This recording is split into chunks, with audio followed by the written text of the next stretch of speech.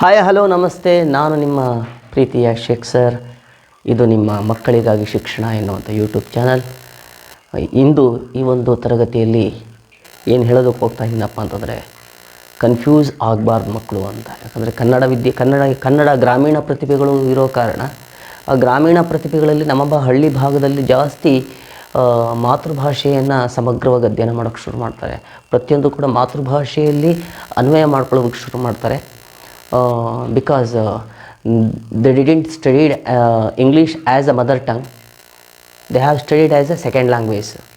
Understand? ಅವರು ಮಾತೃಭಾಷೆ ಇಂಗ್ಲೀಷನ್ನು ಕಲಿತಾ ಇರೋಲ್ಲ, ಬದಲಾಗಿ ಕನ್ನಡವನ್ನು ಕಲ್ತಿರ್ತಾರೆ. ಮಾತೃಭಾಷೆನ ಏನು ಮಾಡ್ತಾರೆ ಇವರು ತಮ್ಮ ಭಾಷೆಗೆ ಅರ್ಥೈಸ್ಕೊಂಡು ಅದನ್ನು ಕಲಿಯೋದಕ್ಕೆ ಹೋಗ್ತಾರೆ.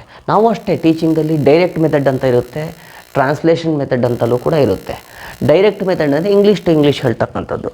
ಟ್ರಾನ್ಸ್ಲೇಷನ್ ಮೆಥಡ್ ಅಂತಂದರೆ ಇಂಗ್ಲೀಷ್ ಟು ಕನ್ನಡ, ಅಂದರೆ ಬೈಲಿಂಗ್ವೇಲ್ ಮೆಥಡ್, ಉಭಯ ಭಾಷಾವಾರು ಕಲಿಕೆ ಅಂತ ಹೇಳ್ತೀವಿ.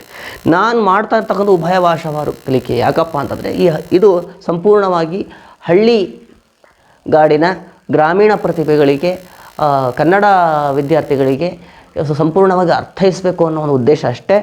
ಅದು ನಮ್ಮ ಆಂಗ್ಲ ಮಾಧ್ಯಮ ಶಾಲೆಗಳಲ್ಲಿ ಇಂಗ್ಲೀಷ್ ಟು ಇಂಗ್ಲೀಷ್ ಮಾಡೋದಕ್ಕೆ ನಾವು ಪ್ರಯತ್ನ ಮಾಡ್ತೀವಿ. ಬಟ್ ಇದು ನಿಮಗೋಸ್ಕರ ತಯಾರು ಮಾಡತಕ್ಕಂಥ ವಿಡಿಯೋ. ಈಗ ನೋಡೋಣ, ನಾವೀಗ ಕನ್ನಡ ಮತ್ತು ಇಂಗ್ಲೀಷ್ಗೆ ವ್ಯತ್ಯಾಸನೂ ಅಂತ ಹೇಳ್ತಾ ಹೋಗೋಣ. ಇದು ಯಾವುದೇ ಎಕ್ಸಾಮಲ್ಲಿ ಕೇಳಲ್ಲ, ಆದರೂ ಕೂಡ ನಿಮಗೆ ಜನರಲ್ ನಾಲೆಡ್ಜ್ ಇರಬೇಕು. ಕನ್ನಡದಲ್ಲಿ ನೋಡಿ, ಕರ್ತೃ ಪ್ಲಸ್ ಕರ್ಮ ಪ್ಲಸ್ ಕ್ರಿಯೆ, ಅಂದರೆ subject plus object plus verb. Subject object plus verb ಎಲ್ಲಿ ಕನ್ನಡದಲ್ಲಿ ಸಬ್ಜೆಕ್ಟ್ ಜಾಗದಲ್ಲಿ ಇರುತ್ತಲ್ಲಿ ಕರ್ತೃ ಇರುತ್ತೆ, ಆಬ್ಜೆಕ್ಟ್ ಜಾಗದಲ್ಲಿ ಕರ್ಮ ಇರುತ್ತೆ, ವರ್ಬ್ ಜಾಗದಲ್ಲಿ ಕ್ರಿಯೆ ಇರುತ್ತೆ. ನಮ್ಮದ್ರಲ್ಲೂ ಹಾಗೆ ಇರುತ್ತೆ, ಆದರೆ ಪ್ಲೇಸ್ ಚೇಂಜ್ ಆಗಿರುತ್ತೆ. ನಮ್ಮಲ್ಲಿ ಇಂಗ್ಲೀಷಲ್ಲಿ ನೋಡಿ, subject plus verb plus object, ಅಂದರೆ ಕರ್ತೃ ಕ್ರಿಯೆ ಕರ್ಮ ಅಂತ. ಫಾರ್ ಎಕ್ಸಾಂಪಲ್, ರಾಮನು ಸಬ್ಜೆಕ್ಟ್, ಕಾಡಿಗೆ ಆಬ್ಜೆಕ್ಟ್, ಹೋದನು. ರಾಮನು ಕಾಡಿಗೆ ಹೋದನು. ಈ ಕನ್ನಡದಲ್ಲಿ ಈ ಸೆಂಟೆನ್ಸ್ ಇದೆಲ್ಲ ಫ್ಲೆಕ್ಸಿಬಿಲಿಟಿ ಇದೆ. ರಾಮನು ಕಾಡಿಗೆ ಹೋದನು, ಕಾಡಿಗೆ ರಾಮನು ಹೋದನು, ಹೋದನು ರಾಮ ಕಾಡಿಗೆ. ನೀವು ಸೆಂಟೆನ್ಸನ್ನು ಎಷ್ಟೇ ಹದ್ಲು ಬದಲು ಮಾಡಿ ಅರ್ಥ ಮಾತ್ರ ಚೇಂಜ್ ಆಗಲ್ಲ, ಸಂಪೂರ್ಣವಾಗಿ ಅರ್ಥ ಮಾಡಿಸ್ಬೋದು ಕನ್ನಡದಲ್ಲಿ. ಆದರೆ ಆಂಗ್ಲ ಭಾಷೆಯಲ್ಲಿ ಹಂಗಲ್ಲ, ಪೊಸಿಷನಲ್ಲೇ ಹೇಳಬೇಕು, ಸಬ್ಜೆಕ್ಟ್ ವರ್ಬ್ ಆಬ್ಜೆಕ್ಟಲ್ಲೇ ಹೇಳಬೇಕು. Rama went to forest, Rama went to forest, Rama went to forest. ಹಾಗಾದರೆ ಇಂಗ್ಲೀಷಲ್ಲಿರೋದನ್ನ ಕನ್ನಡದಲ್ಲಿರೋದನ್ನು ಇಂಗ್ಲೀಷಿಗೆ ಯಾವ ಥರ ಅರ್ಥೈಸ್ಕೊಳ್ಬೇಕು ಬರೀತೀವಿ ನೋಡಿ. ರಾಮನು ಕಾಡಿಗೆ ಹೋದನಲ್ವ, ರಾಮನು ಕಾಡಿಗೆ ಹೋದನು. ನೋಡಿ ಇಲ್ಲಿ ರಾಮನು, ರಾಮ ಫಸ್ಟ್ ತಗೊಳ್ಳಿ, ಸಬ್ಜೆಕ್ಟನ್ನು ಫಸ್ಟಾಗಿ ತೊಗೊಳ್ಳಿ. ಇನ್ನು ಉಳಿದಿದ್ದನ್ನು ಏನು ಮಾಡ್ಬೇಕು ನೀವು ಇಲ್ಲಿ ಕೊನೆಯಿಂದ 2, 3, 4 ಹೇಗೆ ರಾಮ ನೋಡಿ. ಈಗ ರಾಮನು, ರಾಮ ಬರ್ದೆ. ಹೋದನು ಪಾಸ್ಟ್ ಟೆನ್ಸ್ ವೆಂಟ್, ಗೆ ಟು ಪ್ರಿಪೋಸಿಷನ್, ಕಾಡು forest, Rama went to forest. ಇದು ಒಂಥರ ಲಾಜಿಕ್ ಅಷ್ಟೇ, ಎಲ್ಲ ಸೆಂಟೆನ್ಸನ್ನು ಮಾಡೋಕ್ಕೆ ಬರಲ್ಲ, ಕೆಲವೊಂದು ಲಾಜಿಕ್ ಹಾಗೆ ಮಾಡ್ಕೊಳ್ಬೋದು. ಅಂಡರ್ಸ್ಟ್ಯಾಂಡ್? 1, 2, 3, 4 ಫಸ್ಟ್ ಸಬ್ಜೆಕ್ಟ್ ಬರೀರಿ, ಇನ್ನು ಉಳಿದ ಆಮೇಲೆ ಏನು ಮಾಡ್ಬೇಕು ನೀವು ವರ್ಬು ಆಬ್ಜೆಕ್ಟಿಗೆ ಬನ್ನಿ. ಅದೇ ರೀತಿ ನಮ್ಮಲ್ಲಿ ಸಬ್ಜೆಕ್ಟ್ ವರ್ಬ್ ಆಬ್ಜೆಕ್ಟ್ ನಮ್ಮಲ್ಲಿ ಹೀಗೆ ಬರಿಬೇಕು. ರಾಮ ವೆಂಟ್ ಟು ಫಾರೆಸ್ಟೇ, ಟು ಫಾರೆಸ್ಟ್ ವೆಂಟ್ ರಾಮ ಅಲ್ಲ, ವೆಂಟ್ ರಾಮ ಟು ಫಾರೆಸ್ಟ್ ಅಲ್ಲ, ಅದಕ್ಕೆ ಮೀನಿಂಗೇ ಬರೋಲ್ಲ. ನಮ್ಮಲ್ಲಿ ಬರ್ತಕ್ಕಂಥದ್ದು ಯಾವುದೇ ಫ್ಲೆಕ್ಸಿಬಿಲಿಟಿ ಇಲ್ಲ, ಆ್ಯಸ್ ಇಟ್ ಈಸ್ ಇದೆ. Rama went to forest subject verb object ಶೈಲಿಯಲ್ಲೇ ಇರುತ್ತೆ. ನೆಕ್ಸ್ಟ್ ಡಿಫ್ರೆನ್ಸ್ ಗೊತ್ತಾಯ್ತಲ್ಲ ಮಕ್ಕಳೇ? ಕನ್ನಡದಲ್ಲಿ ಸಬ್ಜೆಕ್ಟು ಆಬ್ಜೆಕ್ಟು ವರ್ಬು, ಇಂಗ್ಲೀಷಲ್ಲಿ subject verb object. Next second one difference is silent letters. Silent letter ನೋಡಿ, ಸೈಲೆಂಟ್ ಲೆಟರ್ ಕನ್ನಡದಲ್ಲಿ ಇದೆಯಾ? ಇಲ್ಲ, ನಮ್ಮಲ್ಲಿ ಇದೆ. ಸೈಲೆಂಟ್ ಲೆಟ್ರು ಇದೆ. ಯಾವ್ಯಾವ ಸ್ಟೆಪ್ಪಲ್ಲಿದೆ? 1, 2, 3, 4 ಸ್ಟೆಪ್ಪಲ್ಲಿದೆ. ಫಸ್ಟ್ ಸ್ಟೆಪ್ಪಲ್ಲಿ initial position of the silent letter, ಪದದ ಪ್ರಾರಂಭದಲ್ಲಿ beginning of the word, BW ಅಂತ ಹಾಕ್ತೀನಿ, ಬಿಗಿನಿಂಗ್ ಆಫ್ ದಿ ವರ್ಡ್ ಅಂತ. For example KNOW, know, K silent. Understand? Next middle position of the word, MW ಅಂತ ಹಾಕ್ತೇನೆ, middle position of the word. For example could, COULD, could, L silent, ಎಲ್ಲನ pronounce ಮಾಡಲ್ಲ, understand, but ರಿಟರ್ನಲ್ಲಿ ಬರೀತೀವಿ. Next third one is end position of the word, EW. ಹೇಗೆ? Column, COLUMN, column, N silent ಇಲ್ಲಿ. Next unphonetic silent letter, unphonetic silent letter, unphonetic silent letter word. ನೋಡೋಣ ಯಾವುದು ಅನ್ಫೋನೆಟಿಕ್ ಅಂತಂದರೆ ನಾವು ಹೇಳೋದೇ ಒಂದು, ಬರೆಯೋದೇ ಒಂದು, ಆದರೆ ನಾವು ಹೇಳ್ದಂಗೆ ಬರೆಯೋಕ್ಕೆ ಸಾಧ್ಯ ಇಲ್ಲ. ಯಾವುದಪ್ಪ ಅಂತಂದರೆ ಫಾರ್ ಎಕ್ಸಾಂಪಲ್ ಕರ್ನಲ್, ಕರ್ನಲ್ ಸ್ಪೆಲ್ಲಿಂಗನ್ನು ಹೇಗೆ ಬರೀಬೇಕು ಇಲ್ಲಿ ಅಂತಂದರೆ ಕಾಲೋನೆಲ್ ಅಂತ ಬರಿತಾ ಹೋಗ್ತೀವಿ, ಕಾಲೋನೆಲ್ ಅಂತ. Understand? So there are 4 steps of the silent letters. First step is the initial position of the silent letter, second one is middle position of the silent letter, third one is end position of the silent letter, fourth one is unphonetic silent letter. Silent letter will be silent in the initial position, silent letter will be silent in the middle position of the word, silent letter will be silent in the end position of the word, unphonetic silent letters. ಇದು silent letters ಬಗ್ಗೆ ಸ್ವಲ್ಪ ಗೊತ್ತಿಲ್ಲ. ಕನ್ನಡದಲ್ಲಿ silent letter ಇದೆಯಾ? ಇಲ್ಲ. Next ನೋಡಿ, ನಾವು ಕನ್ನಡವನ್ನು ಕಲಿಯೋದು ಅಷ್ಟು ಸುಲಭ ಅಲ್ಲ, ಬರವಣಿಗೆ ಅಂತಕ್ಕಂಥದ್ದು. ಇಂಗ್ಲೀಷನ್ನ ತುಂಬಾ ಸುಲಭ.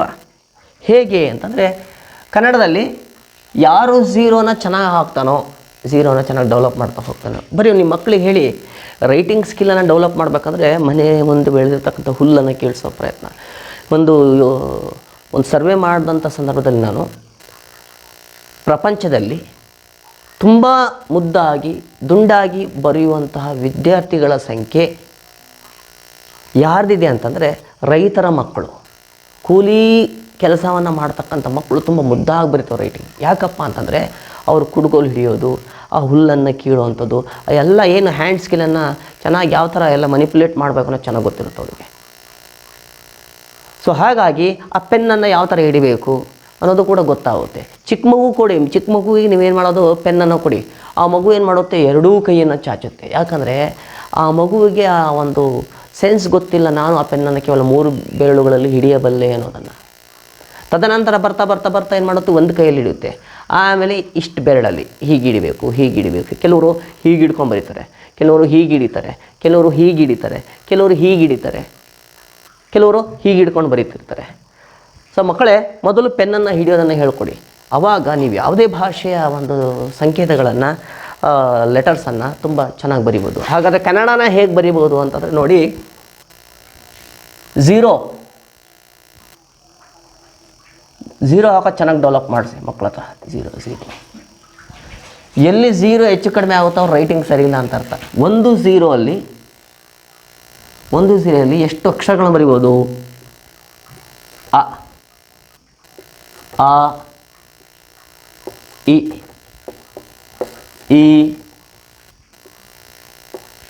ಉ, ಏನಾಗುತ್ತೆ, ಟೋಟಲ್ ಓವರಾಲ್ ಲೆಟರ್ಸನ್ನು ಕವರ್ ಮಾಡ್ಬೋದು ಝೀರೋಲ್ಲಿ. ಝೀರೋನ ರೌಂಡ್ ಶೇಪಲ್ಲೇ ಬರಿಬೇಕು. ರೌಂಡ್ ಶೇಪಲ್ಲಿದ್ದರೆ ನಮ್ಮದು ಕನ್ನಡ ರೌಂಡ್ ಶೇಪಲ್ಲೇ. ಹಾಗಾದರೆ ನಮ್ಮ ಇಂಗ್ಲೀಷಲ್ಲಿ ಸ್ಲ್ಯಾಂಟ್ಸ್, ಸ್ಟ್ರೋಕ್ಸನ್ನು ಬಳಸ್ತೀವಿ ಜಾಸ್ತಿ. ಹೀಗೆ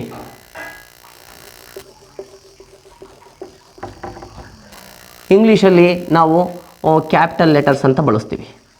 ಕ್ಯಾಪಿಟಲ್ ಲೆಟರ್ಸ್, ಕ್ಯಾಪ್ಸಲ್ಲಿ ಬರೆಯುವಂಥದ್ದು. ಕ್ಯಾಪಿಟಲ್ ಲೆಟ್ರು ಚಿಕ್ಕ ವಯಸ್ಸಲ್ಲಿ ಇದನ್ನೇ ಕಲಿಸ್ತಾರೆ ನಿಮ್ಮ ಮೇಡಮ್ಗಳು. ಕ್ಯಾಪ್ಸ್ ಕರ್ಸಿವ್ ಬರ್ಸಿ ಅಂದರೆ ಈಗ ಬಿಡ್ತಾರೆ, caps cursive. Next small letter. ಇವೆಲ್ಲ ಸ್ಮಾಲ್ ಲೆಟರ್, ಇಟಾಲಿಕ್ ಲೆಟರ್ಸ್, ಇವೆಲ್ಲ ಇಟಾಲಿಕ್ ಸೈಜ್ಡ್ ಲೆಟರ್ಸ್. ಕರ್ಸಿವಲ್ಲಿ ಬರೀರಿ ಅಂತಂದರೆ ABCDEFGHIJKLMNOP ಈ ಥರ ಏನು ಮಾಡ್ತಾರೆ, ಝೆಡ್ವರೆಗೂ ನಾವು ಬರಿತೀವಿ. ಬೇಕಾದ್ರೆ ಪೆನ್ನನ್ನು ಒಂದು ಸರಿ ಇಟ್ಟ ಮೇಲೆ ಎತ್ತಬಾರ್ದು. ಕರ್ಸಿವ್ ರೈಟಿಂಗ್ ಆಗಿರಬೇಕು. ಕರ್ಸಿವ್ ರೈಟಿಂಗ್ ಯಾಕೆ ನಾವು ಡೆವಲಪ್ಮೆಂಟ್ ಮಾಡಬೇಕು ಅಂತಂದರೆ ನಮ್ಮ ಟೈಮಿಂಗ್ಸನ್ನು, ರೈಟಿಂಗ್ ಸ್ಪೀಡನ್ನು ಬೇಗ ಫಾಸ್ಟ್ ಮಾಡ್ಬೋದು. ಅದ್ರ ಜೊತೆಗೆ ಯಾವುದಾದ್ರೂ KS IAS ಎಕ್ಸಾಮ್ಗಳಲ್ಲಿ ನೋಡಿ, ನಮಗೆ 100 ಅಂಕಗಳ ಪ್ರಶ್ನೆ ಪತ್ರಿಕೆ 3 ಗಂಟೆಯಲ್ಲಿ ಬರಿಬೇಕು. ಆದರೆ IAS ಎಕ್ಸಾಮ್ಗಳಲ್ಲಿ 300 ಅಂಕಗಳ ಪ್ರಶ್ನೆ ಪತ್ರಿಕೆಯನ್ನು ಕೇವಲ 3 ಗಂಟೆಯಲ್ಲಿ ಬರೀಬೇಕಾಗುತ್ತೆ. 300 ಅಂಕಗಳಿಗೆ 3 ಗಂಟೆ, ಹೌದಾ? ಇಲ್ಲಿ 100 ಅಂಕಗಳ ಪ್ರಶ್ನೆಗೆ 3 ಗಂಟೆ, 2 ಗಂಟೆ ಎಕ್ಸ್ಟ್ರಾ ಕೊಡ್ತೀವಿ ನಮಗೆ ಇಲ್ಲಿ ಮಾಮೂಲು ಎಕ್ಸಾಮ್ಸಲ್ಲಿ. ಆದರೆ IAS KS ಎಕ್ಸಾಮ್ಸಲ್ಲಿ ಕೇವಲ 3 ಗಂಟೆಯಲ್ಲಿ 300 ಮಾರ್ಕ್ಸ್, ಅಂದರೆ 200 ಮಾರ್ಕ್ಸ್ ರೈಸ್ ಮಾಡ್ತಾರೆ. ಅಲ್ಲಿ ಹೇಗೆ ಬರೀಬೇಕು, ನಾವು ಹೇಗೆ ಕವರ್ ಮಾಡಬೇಕು ಅಂದಾಗ ಕರ್ಸಿವ್ ರೈಟಿಂಗ್ ಇಂಗ್ಲೀಷಲ್ಲಿ ಇದ್ದರೆ ಮಾತ್ರ ಫಾಸ್ಟಲ್ಲಿ ಹೋಗೋಕ್ಕೆ ಸಾಧ್ಯ. ಕನ್ನಡದಲ್ಲಿ ಕರ್ಸಿವ್ ರೈಟಿಂಗ್ ಇಲ್ಲ, ಕನ್ನಡದಲ್ಲಿ ಕರ್ಸಿವ್ ರೈಟಿಂಗ್ ಇಲ್ಲ, ಎಲ್ಲ ಬಿಡಿ ಬಿಡಿ ಬಿಡಿ ಪದಗಳೇ, ಯಾವ ಒಂದು ಅಕ್ಷರ ಇನ್ನೊಂದು ಅಕ್ಷರ ಜೊತೆಗೆ ಜಾಯಿಂಟ್ ಆಗಿಲ್ಲ. A reasonable gap is there from letter to letter in Kannada, then of our in English reasonable link is there from letter to letter. ಒಂದು ಲೆಟರ್ಗೆ ಇನ್ನೊಂದು ಲೆಟರಲ್ಲಿ ಲಿಂಕ್ ಕೊಟ್ಕೊಂಡು ಹೋಗ್ತಿರ್ತೀವಿ. ಹಿಂಗೆ ನೋಡಿ, ಎ ಅಂತ ಬರಿತೀನಿ, ಈಗ ಬರುತ್ತಲ್ಲ ಅದು ಇನ್ನೊಂದು ಲೆಟರ್ಗೆ ದಾರಿ. ನೋಡಿ, CDEFGHIJ. ಅದೇ ಕನ್ನಡದಲ್ಲಿ ಬರೀರಿ ಫಾಸ್ಟಾಗೆ. ನೋಡಿ, ಭಾಳ ಕಷ್ಟ ಆಗುತ್ತೆ. ಒಂದು ಲೆಟರು ಇಲ್ಲಿ ಒಂದು ಲೆಟ್ರು ಬರೆಯೋದನ್ನು ಇಲ್ಲಿ 5 ಲೆಟ್ರನ್ನು ಬರಿಬೋದು. ಒಂದು ಲೆಟ್ರಲ್ಲಿ ಬರೆಯೋ ಸ್ಪೀಡನ್ನು ಅಲ್ಲ 5 ಲೆಟ್ರನ್ನು ಬರಿಬೋದು. ಹಾಗಾಗಿ ಇಂಗ್ಲೀಷ್ ತುಂಬ ಸುಲಭ, ಆದರೆ ಕನ್ನಡ ಅಷ್ಟು ಸುಲಭ ಅಲ್ಲ. ಕನ್ನಡ ಅಷ್ಟು ಸುಲಭ ಅಲ್ಲ. ಮತ್ತು ಓರಲಿ ಅಷ್ಟೇ, ಮೌಖಿಕವಾಗಿ ಮಾತನಾಡುವುದರಲ್ಲಿ ಇಂಗ್ಲೀಷಲ್ಲಿ ಫ್ಲೂಯೆನ್ಸಿ ಇಲ್ಲ. ಏನು ಯಾವುದು ಒಂದು ಮ್ಯಾಚ್ ಮುಗಿದ ತಕ್ಷಣ ಏನು ಕೇಳ್ತಿರ್ತಾರಲ್ಲ ಯಾರ ಹತ್ರ, ಪ್ಲೇಯರ್ಸ್ ಹತ್ರ, ಆ ಲ್ಯಾಂಗ್ವೇಜ್ಗಳೆಲ್ಲ ಪರ್ಫೆಕ್ಷನ್ ಇಲ್ಲ, ಎಲ್ಲ ಮುರ್ಕಿಂಗು. ಒಂದು ಸಬ್ಜೆಕ್ಟ್ ಬಿಟ್ಟೆ ಡೈರೆಕ್ಟಾಗಿ ವರ್ಬಿಂದ ಹೋಗ್ತಿರ್ತಾರೆ, ಒಂದಕ್ಕೊಂದು ಸಂಬಂಧನೇ ಇರಲ್ಲ. ಅವ್ನು ಕೇಳೋಂಗೆ ಎಲ್ಲ ಏನು ಮಾಡ್ತಾನೆ, ಈ ಅಬಜಬತಬ ಇದ್ದಂಗೆ ಅದನ್ನೆಲ್ಲ ಏನು ಮಾಡ್ತಾನೆ, ಕಟ್ ಆ್ಯಂಡ್ ಎಡಿಟ್ ನಮಗೆ ಮಾಡ್ಕೊಬೇಕಷ್ಟೆ, ಅರ್ಥ ಮಾಡ್ಕೊಬೇಕಷ್ಟೆ. ಮೇನ್ ವರ್ಡ್ಸ್ ಅಷ್ಟೇ, ಅಂಡರ್ಲೈನ್ ಕೀ ಆನ್ಸರ್ಸ್ ಅಷ್ಟೇ ಹೇಳ್ತಾರೆ. ನಮ್ಮಲ್ಲಿ ಗ್ರಾಮ್ಯಾಟಿಕಲಿ ಕೀ ಆನ್ಸರ್ ಮುಖ್ಯ ಆಗಲ್ಲ, ಒಂದು ಸೆಂಟೆನ್ಸ್ ವೈಸೇ ಹೇಳ್ಬೇಕು ನಾವು. ವಾಟ್ ಈಸ್ ಯುವರ್ ನೇಮ್ ಅಂದಾಗ my name is Sheikh Mohammed Ali ಅಂತ ಯಾವಾಗ ಹೇಳ್ತೀವಿ, ಚಿಕ್ಕ ವಯಸ್ಸಲ್ಲಿ ಹೇಳ್ತೀವಿ. ಬರ್ತಾ ಏನಾಗುತ್ತೆ, ವಾಟ್ ಈಸ್ ಯುವರ್ ನೇಮ್ ಅಂದರೆ ಶೇಖ್ ಮೊಹಮ್ಮದ್ ಅಲಿ, ಅಂಡರ್ಸ್ಟುಡ್ ಅದು. ಆದರೆ my name is Sheikh Mohammed Ali ಯಾಕೆ ಹೇಳ್ಕೊಡ್ಬೇಕು ಅಂತಂದರೆ, ಗ್ರಾಮ್ಯಾಟಿಕಲಿ ಸಬ್ಜೆಕ್ಟು ಆಬ್ಜೆಕ್ಟು ಮತ್ತು ವರ್ಬ್ ಸೆನ್ಸನ್ನು ಡೆವಲಪ್ಮೆಂಟ್ ಮಾಡೋದಕ್ಕೆ, ಸಬ್ಜೆಕ್ಟ್ ಸೆನ್ಸನ್ನು ಡೆವಲಪ್ಮೆಂಟ್ ಮಾಡೋದಕ್ಕೆ, ಆಬ್ಜೆಕ್ಟ್ಸ್ ವೊಕ್ಯಾಬುಲರಿ ರೈಸ್ ಮಾಡೋದಕ್ಕೆ ಏನು ಮಾಡ್ತೀವಿ ನಾವು, ಡೆವಲಪ್ ಮಾಡ್ತಾ ಹೋಗ್ತೀವಿ. ಇನ್ನು ಗ್ರಾಮ್ಯಾಟಿಕಲಿ ಕನ್ನಡನೂ ಹಾಗೆ. ಕನ್ನಡದಲ್ಲಿ ಎಷ್ಟು ಅಕ್ಷರಗಳಿವೆ, 49 ಅಕ್ಷರಗಳಿವೆ. ಇಂಗ್ಲೀಷಲ್ಲಿ ಎಷ್ಟು ಅಕ್ಷರಗಳು, 26 ಅಕ್ಷರಗಳು. ಅಂಡರ್ಸ್ಟ್ಯಾಂಡ್? ಆದರೆ ಕನ್ನಡ ತುಂಬ ಸಂಪದ್ಭರಿತವಾದಂಥ ಭಾಷೆ. ಸ್ವರಗಳ ಸಂಖ್ಯೆನೂ ಜಾಸ್ತಿ, ವ್ಯಂಜನಗಳ ಸಂಖ್ಯೆನೂ ಜಾಸ್ತಿ. ಅದರಲ್ಲಿ ಸುಮಾರು 3 ಡಿವೈಡ್ ಮಾಡ್ಕೊಳ್ತೀವಿ: ಹ್ರಸ್ವ ಸ್ವರ, ದೀರ್ಘ ಸ್ವರ, ಮಹಾಪ್ರಾಣ, ಅಲ್ಪ ಪ್ರಾಣ ಮತ್ತು ಯೋಗವಾಹಕಗಳು ಅಂತ. ಆದರೆ ಇಂಗ್ಲೀಷಲ್ಲಿ 26 ಲೆಟರ್ಸ್ ಅಷ್ಟೇ ನಿಮಗೆ ಗೊತ್ತು, ಬರೀ ವೋವಲ್ಸ್ ಕಾನ್ಸನೆಂಟ್ಸ್ ಅಷ್ಟೇ ಅಂತ ನೀವು ತಿಳ್ಕೊಂಡಿದ್ದೀರ, ಅದು ಸುಳ್ಳು. ಇಂಗ್ಲೀಷ್ ಶಬ್ದಾಕ್ಷರಗಳನ್ನು ನೋಡಿದಾಗ there are 44 minimal unit of sounds are there. 44 ವಿಧವಾಗಿರ್ತಕ್ಕಂತಹ ಶಬ್ದಾಕ್ಷರಗಳಿವೆ, 44. ಫಾರ್ ಎಕ್ಸಾಂಪಲ್ಲು ನಿಮ್ಗೆ ಹೇಳ್ತೀನಿ, PUT ಪುಟ್ಟು, CUT ಕಟ್ಟು. ಯಾಕೆ PUT ಪುಟ್ಟಾತು, CUT ಕಟ್ಟಾತು ಯಾಕೆ ಅಂತ ಕೇಳ್ತೀರಾ? ಸರಿ, CUT ಕಟ್ಟಾಯಿತು, ಪುಟ್ಗೆ ಯು ಸೌಂಡ್ ಬರುತ್ತೆ. ಇಲ್ಲಿ ಯಾವ ಸೌಂಡ್ ಬಂತು, ಎ ಸೌಂಡ್ ಬಂತು. ಇಲ್ಲಿ ಸೌಂಡ್ ಫೊನೆಟಿಕಲಿ ಸ್ಟಡಿ ಮಾಡ್ತೀವಿ ನಾವು, ಫೊನೆಟಿಕಲಿ ಇಂಗ್ಲೀಷನ್ನು ಸ್ಟಡಿ ಮಾಡ್ತೀವಿ. ಹಾಗಾಗಿ ಫೊನೆಟಿಕ್ಸನ್ನು ಮುಂದಿನ ತರಗತಿ ನಾನು ಹೇಳ್ತಾ ಹೋಗ್ತೀನಿ. ಫೊನಾಲಜಿ ಮಾಡುವಂಥ ಸಂದರ್ಭದಲ್ಲಿ ಮೊನೊಫ್ಥಾಂಗ್ಸು, ಡಿಫ್ಥಾಂಗ್ಸನ್ನು, ಕಾನ್ಸನೆಂಟ್ಸ್ ಆ್ಯಂಡ್ ವೋವಲ್ಸಲ್ಲಿ ಎರಡರಲ್ಲೂ ಕೂಡ ನಾನು ಅದನ್ನು ಕ್ಲಾರಿಫಿಕೇಷನ್ ಕೊಡ್ತಾ ಹೋಗ್ತೀನಿ. ಮಕ್ಕಳೇ, ಅದು ಅರ್ಥ ಮಾಡ್ಕೊಳ್ಳಿ. ಕನ್ನಡ ಮತ್ತು ಇಂಗ್ಲೀಷ್ ಭಾಷೆಯ ವ್ಯತ್ಯಾಸ ಏನು? ಇಲ್ಲಿ ಸೈಲೆಂಟ್ ಲೆಟ್ರ್ ಇಲ್ಲ, ಇಲ್ಲಿ ಸೈಲೆಂಟ್ ಲೆಟ್ರ್ ಇದೆ. ಇಲ್ಲಿ ಸಬ್ಜೆಕ್ಟು ಆಬ್ಜೆಕ್ಟ್ ವರ್ಬ್ ಇದೆ, ಇಲ್ಲಿ ಸಬ್ಜೆಕ್ಟ್ ವರ್ಬ್ ಆಬ್ಜೆಕ್ಟ್ ಇದೆ. ನೆಕ್ಸ್ಟ್ ಇಲ್ಲಿ ನಾವು ಕನ್ನಡವನ್ನು ಚೆನ್ನಾಗಿ ಬರೀಬೇಕು, ರೈಟಿಂಗ್ ಸ್ಕಿಲ್ ಡೆವಲಪ್ ಮಾಡಬೇಕಂದ್ರೆ 0ನ ಹಾಕೋದು ಚೆನ್ನಾಗಿ ಕಲಿಬೇಕು. ನೆಕ್ಸ್ಟ್ ಇಲ್ಲಿ ನಾವು ಸ್ಲ್ಯಾಂಡ್ಸನ್ನು, ಈ ಥರ ಸ್ಟ್ರೋಕ್ಸನ್ನು ಸ್ಟ್ರೋಕ್ಸ್ ಹಾಕೋ ಅಭ್ಯಾಸವನ್ನು ಮಾಡಬೇಕು. ಈ ಥರ ಒಂದು ಲೈನಿಗೆ ಇನ್ನೊಂದು ಲೈನ್ ಜಾಯಿನ್ ಮಾಡೋದು, ಒಂದು ಲೈನಿಗೆ ಇನ್ನೊಂದು ಲೈನ್ ಜಾಯಿನ್ ಮಾಡೋದು. ಅಂಡರ್ಸ್ಟ್ಯಾಂಡ್? ಸೊ ಈ ಥರ ಪ್ರಾಕ್ಟೀಸ್ ಮಾಡಿದಾಗ ನಾವು ರೈಟಿಂಗ್ ಸ್ಕಿಲ್ಲನ್ನು ಡೆವಲಪ್ ಮಾಡ್ಕೊಬೋದು. ಆದಷ್ಟು ನೀವು ರೈಟಿಂಗ್ ಸ್ಕಿಲ್ಲನ್ನು ಡೆವಲಪ್ ಮಾಡ್ಬೇಕಾದ್ರೆ ಇಂಗ್ಲೀಷಲ್ಲಿ 4 ಲೈನನ್ನು ಇಡಬೇಕು. ಕನ್ನಡದಲ್ಲಿ 4 ಲೈನ್ ಅವಶ್ಯಕತೆ ಇಲ್ಲ, ಇಂಗ್ಲೀಷಲ್ಲಿ 4 ಲೈನ್ಸ್ ಬೇಕು. ಒಂದು 4 ಲೈನ್ ಅಂದರೆ ಯಾವ ಥರ 4 ಲೈನ್ ಅಂತಂದರೆ 1 2 3 4 ಅಸೆಂಡಿಂಗು, ಡಿಸೆಂಡಿಂಗು, ಮಿಡಲ್ ಆರ್ಡರ್ ವೈಸಲ್ಲಿ ನೀವು ಬರಿತಾ ಹೋಗ್ಬೇಕು. ಈಗ ಮಿಡಲ್ ಆರ್ಡರ್ ಬರ್ತಕ್ಕಂಥವು ಎ ಇಷ್ಟೇ, C, E, M, N, O, R, S, T, U, V, W, X, U. ಏನದು ಇವು ಮಿಡಲ್ ಆರ್ಡರಲ್ಲಿ ಇವೆರಡು ಲೈನ್ಗಳಲ್ಲಿ ಮಧ್ಯದ 2 ಲೈನ್ಗಳು ಒಳಗಡೆ ಇರುತ್ತವೆ. ಆದರೆ ಅಸೆಂಡಿಂಗ್ ಅಂದರೆ ಏನು? ಮೇಲ್ಭಾಗನೋ ಕೆಳಭಾಗನೋ? ಮೇಲ್ಭಾಗ ಅಸೆಂಡಿಂಗ್ ಆರ್ಡರ್ ಅಂದರೆ ಬಿ. ಫಸ್ಟ್ 3 ಲೈನ್ಸ್ ಟಚ್ ಆಗುತ್ತೆ. ಬಿ, ಡಿ, ಹೆಚ್ ಈ ಥರ. ಡಿಸೆಂಡಿಂಗ್ ಆರ್ಡರ್ ಯಾವುವು? ಎಫ್ ನೋಡಿ, ಯಾವುದು? J,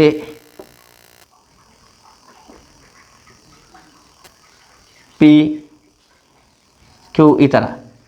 so upper 3 lines ascending, downer 3 lines descending, then in middle order wise ಬರ್ತಕ್ಕಂಥವು ಎ, ಸಿ, ಡಿ ಈ ಥರ.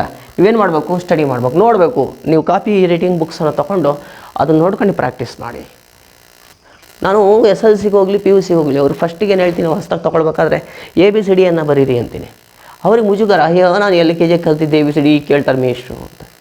ABCD ಇಲ್ಲದೆ ಒಂದು ವರ್ಡ್ ಮಾಡೋಕ್ಕೂ ಆಗಲ್ಲ, ಒಂದು ಸೆಂಟೆನ್ಸ್ ಮಾಡೋಕ್ಕಾಗಲ್ಲ, ಒಂದು ಬುಕ್ಸು ಕೂಡ ಆಗಲ್ಲ. ಅದರಲ್ಲಿರೋದೆಲ್ಲ ABCDನೇ. ನಾನು ಸಪ್ರೇಟಾಗಿ ABCD ಹೇಳಿದ್ರೆ ಒಂಥರ ಸಂಕುಚಿತ ಮನೋಭಾವ, ಅದಿರಬಾರ್ದು ಮಕ್ಕಳಿಗೆ. ಅಂಡರ್ಸ್ಟ್ಯಾಂಡ್? ಸೊ ಹಾಗಾಗಿ ನಾನು ಎಷ್ಟೇ ದೊಡ್ಡನಾದರೂ ಕೂಡ ನನ್ನ ಪ್ರಾರಂಭಿಕ ಹಂತ ಬೇಸ್ಮೆಂಟ್ ಇದೆಯಲ್ಲ ಅದನ್ನು ಭದ್ರ ಮಾಡ್ಕೋಬೇಕು. ನಾನು ಭದ್ರ ಮಾಡ್ಕೊಂಡು ಪ್ರಾಕ್ಟೀಸ್ ಮಾಡ್ತಿರ್ಬೇಕು. ಪ್ರಾಕ್ಟೀಸ್ ಮೇಲ್ಗಡೆ ಎಷ್ಟೇ ನೋಡಿ, ಭಗವಂತ ಗಾಡ್ ಗಿಫ್ಟ್ ಹೇಗಪ್ಪ ಅಂತಂದರೆ, ಒಂದು ಎಳ್ನೀರು ಕುಡಿತೀವಲ್ವಾ, ತೆಂಗಿನ ಗಿಡ ಹಾಕ್ತೀವಿ, ಹಾಕಿದ ತಕ್ಷಣ ನೀರೆಲ್ಲ ಹಾಕ್ತೀವಿ, ಕೆಳಗಡೆ ಹಾಕ್ತೀವಿ, ಉಪ್ಪು ನೀರು ಹಾಕ್ತೀವಿ, ಏನೆಲ್ಲ ಹಾಕ್ತಿರ್ತೀವಿ, ಸಣ್ಣ ಹುಡುಗ ಬಂದು ಅಲ್ಲೇ ಸುಸು ಮಾಡ್ಕೊಂಡ್ಬಿಡ್ತವೆ. ಆದರೆ ನೀರೆಲ್ಲಿ ಸಿಗುತ್ತೆ ನಮಗೆ? ಮೇಲ್ಗಡೆಯಿಂದ ಸಿಗುತ್ತೆ. ಮೇಲೆ ಹಾಕಿದ್ವಿ, ಕೆಳಗೆ ಹಾಕಿದ್ವಾ? ಹಾಕಿದ ಕೆಳಗಡೆ ನೀರು, ಬಂದಿದ್ದೆಲ್ಲಿ ನೀರು? ಮೇಲ್ಗಡೆ. ಎಂಥ ನೀರು? ತುಂಬ ಸ್ವೀಟ್ ಥಂಡರ್ ಆಗಿರ್ತಕ್ಕಂಥ ಟೆಂಡರ್ ಕೊಕೊನಟ್ ಅಂದರೆ ಎಳೆಯ ನೀರು. ಕುಡಿಯೋಕ್ಕೆ ಎಷ್ಟು ಮಜವಾಗಿರುತ್ತೆ, ಎಷ್ಟು ಸ್ವೀಟ್ನೆಸ್ ಇರುತ್ತೆ. ಅದಕ್ಕೆ ಯಾವ ಒಂದು ವಾಟರ್ಗೆ ಯಾವುದೇ ಸಬ್ಸ್ಟಿಟ್ಯೂಟ್ ಇಲ್ಲ ಆ ಒಂದು ಟೇಸ್ಟಿಗೆ. ಇದೆಯಾ? ಆ ಥರದ ನೀರನ್ನು ನಾವು ತಯಾರು ಮಾಡೋಕ್ಕಾಗುತ್ತಾ? ಸಾಧ್ಯ ಇಲ್ಲ. ಹೀಗೆ ಗಾಡ್ ಗಿಫ್ಟ್ ಅವೆಲ್ಲ. ಸೊ ಹಾಗಾಗಿ ನಮಗೂ ಗಾಡ್ ಗಿಫ್ಟ್ ಇದೆ. ನಾವು ಅದನ್ನು ಯುಟಿಲೈಸ್ ಮಾಡ್ಬೇಕಂದ್ರೆ ನಮ್ಮ ಬುಡವನ್ನು ಭದ್ರ ಮಾಡ್ಕೋಬೇಕು. ಬೇಸಿಕ್ಕನ್ನು ನಾವು ಪರ್ಫೆಕ್ಷನ್ ಮಾಡ್ಕೋಬೇಕು. ರಿಟರ್ನ್ ಎಕ್ಸ್ಪ್ರೆಷನ್ನು ಹೋದ ಕಡೆ ಎಲ್ಲ ಕೇಳ್ತಿರ್ತಾನೆ. ಎಲ್ಲಿ ಎಕ್ಸಾಮ್ಸ್ಗಳಲ್ಲಿ ನೀವು ಓರಲ್ಲಿ ಏನು ಮಾಡ್ತೀವಿ ಅಂತ ಕೇಳಲ್ಲ, ಬದಲಾಗಿ ರಿಟರ್ನಲ್ಲಿ ಹೆಂಗೆ ಬರೆದಿದೆ ಅಂತ ನೋಡ್ತಾನೆ. ಬರಹ ಬಂಗಾರ ಆಗಿರ್ಬೇಕು. ಎಲ್ಲಾದರೂ ಬಂಗಾರ ನೋಡಿದ್ರೆ ನೀವು ಸುಮ್ಮನೆ ಹೋಗ್ಬಿಡ್ತೀರಾ, ಯಾತ ಬಿಡು ಅಂತ? ಇಲ್ಲ, ಏನು ಮಾಡ್ತೀರ? ನಾನು ಒಂದ್ಸರಿ ನೋಡಿ ಯಾರ್ದು ಅಂತ ಕೇಳ್ತೀರಾ, ಅಥವಾ ಒಂದ್ಸರಿ ಇಳ್ಕೊಬೇಕು, ಮುಟ್ಟಬೇಕು ಅನ್ಸುತ್ತೆ. ಹಾಗೆ ನಮ್ಮ ಅಕ್ಷರಗಳು ಅಷ್ಟೇ, ಹಿಂಗೆ ತಿರುವಾಗ್ತಿದ್ರೆ ನೋಡ್ತಲೇ ಇರಬೇಕು ಅನಿಸ್ಬೇಕು. ಅಕ್ಷರಗಳು ಚೆನ್ನಾಗಿರದೆ ನೀವು ಎಷ್ಟೇ ಚೆನ್ನಾಗಿ ಓದಿದ್ರು ವೇಸ್ಟೇ ಅದು. ಸೊ ದೇವ್ರು ನಿಮಗೆ ಒಳ್ಳೆ ಮುದ್ದಾದ ಗಟ್ಟಿಮುಟ್ಟಾಗಿರ್ತಕ್ಕಂತಹ 10 ಬೆರಳುಗಳಿಂದ ಕೂಡಿರ್ತಕ್ಕಂಥ 2 ಕೈಗಳನ್ನು ಕೊಟ್ಟಿದ್ದಾನೆ. ಸೊ ಯಾಕೆ ಒಂದು ಪೆನ್ನನ್ನು ಹಿಡಿಯೋಕ್ಕೆ ಬರಲ್ವಾ? ಬರುತ್ತೆ. ಯಾವಾಗ ಅಂತಂದರೆ ಎಫರ್ಟ್ ಆಗ್ತಾಯಿದ್ರೆ, ಎಫರ್ಟ್ ಹಾಕಿದಾಗ ಮಾತ್ರ. ಅದು ಜಾಸ್ತಿ ಏನು ಮಾಡ್ಬೇಕು ನಾವು? ಪ್ರಾಕ್ಟೀಸ್ ಮೇಕ್ಸ್ ಮ್ಯಾನ್ ಅ ಪರ್ಫೆಕ್ಷನ್ ಅಂತ ಹೇಳ್ತಾ ನಾನು ನಿಮಗೆ ಕನ್ನಡ ಮತ್ತು ಇಂಗ್ಲೀಷ್ನ ನಡುವೆ ಇರತಕ್ಕಂಥ ಒಂದು ಡಿಫ್ರೆನ್ಸು ಅರ್ಥ ಮಾಡಿಸಿದ್ದೀನಿ. ಜೊತೆಗೆ ರೈಟಿಂಗ್ ಸ್ಕಿಲ್ಲನ್ನು ಡೆವಲಪ್ಮೆಂಟ್ ಮಾಡಿ. ನಾನು ಇದುವರೆಗೂ ಬರೀ ನನ್ನ ಭಾಷಣ ಹೇಳೋದು ಸೂಕ್ತ ಅಲ್ಲ, ಗ್ರಾಮರ್ ಸುಮ್ಮನೆ ಮಾಡ್ಕೊಂಡು ಹೋಗ್ತಾ ಇದ್ದೀನಿ. ಆದರೆ ನಾನು ಮಾಡೋದನ್ನು ಒಂದು ಸ್ಲಿಪ್ ತೊಗೊಂಡು ಪಾಯಿಂಟ್ ಔಟ್ ಮಾಡ್ಕೊಬೇಕು, ಏನು ಹೇಳಿದ್ರು ಸರ್ ಇವತ್ತು ಅಂತ. ಅದನ್ನು ಹಾಕ್ಕೊಂಡು ನೀವು ಸಪ್ರೇಟ್ ಒಂದು ನೋಟ್ಸ್ ಮಾಡಬೇಕು, ಎಕ್ಸಾಂಪಲ್ಸನ್ನು ಹುಡುಕಬೇಕು. ಇವತ್ತು ಏನಿಲ್ಲ ಟೆಕ್ನಾಲಜಿಯಲ್ಲಿ, ಮೊಬೈಲಲ್ಲಿ ಯಾವುದೋ ಒಂದು ಹೊಡೆದ ತಕ್ಷಣ ದಬ ಬಂದುಬಿಡ್ತವೆ. ಇವತ್ತು ನಾನು ಹೇಳ್ತಾ ಇರ್ತವ್ರು ಮೊಬೈಲ್ ಮೂಲಕನೇ, ಟೆಕ್ನಾಲಜಿನೇ. ಇವತ್ತು ಈ ಟೆಕ್ನಾಲಜಿ ಇಲ್ಲ ಅಂತಂದರೆ ಆ ಮೂಲೆ ಗುಂಪಾಗಿರ್ತಕ್ಕಂಥ ಹುಡುಗರು ಪಾಡೇನಾಗಬೇಕು, ಅವ್ರ ಎಜುಕೇಷನ್ ಏನಾಗಬೇಕು, ಏನು ಕತೆ, ಅವ್ರು ಕಲ್ತಿರಲ್ಲೇ ಏನಾಗಬೇಕು. ಸೊ ಹಾಗೆ ಅರ್ಥ ಮಾಡ್ಕೊಳ್ಳಿ. ನಾವು ಹೇಳೋದನ್ನು ಬರೆದಿಡುವಂಥ ಅಭ್ಯಾಸ ಮಾಡಿ, ಕೈಗೆ ಕೆಲಸವನ್ನು ಕೊಡಿ. ಬರೀ ಮೊಬೈಲನ್ನು ನೋಡೋದೆಲ್ಲ ನೋಡಿ ಬರೀರಿ. Understand? Okay, thank you very much.